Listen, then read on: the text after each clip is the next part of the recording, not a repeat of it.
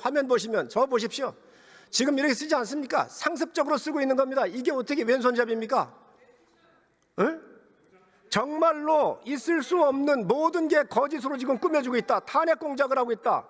간첩 잡으라고 했더니 탄핵 공작을 하는 주범이 대한민국 정부의 2인자입니다. 이게 수장으로 2인자입니다. 있을 수 있는 일이 아닙니다. 이게. 또 방첩사령관한테 받았다는 이야기 잘 들으셨죠? 네네. 거기 사실관계가 맞습니까? 안 맞습니까? 진술이 같습니까? 안 같습니까?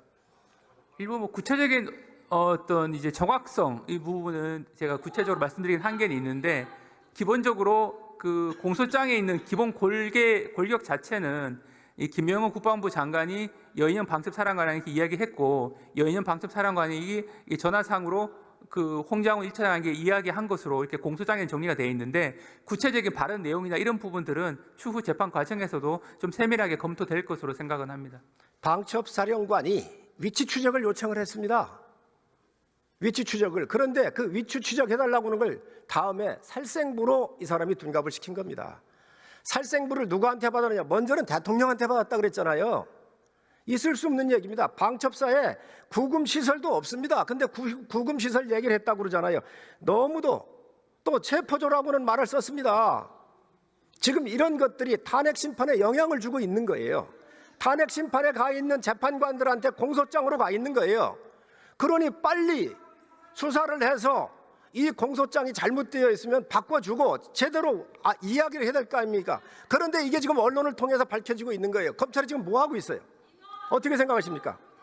그 부분은 이제 수사팀에서 합리적으로 판단을 해서 수사가 필요한지 여부에 대한 검토를 할 것으로 생각은 합니다. 또 이 홍장원 차장이 이재명 대표를 비롯해서 한동훈 대표 여러 사람을 잡아들이려고 그랬습니다.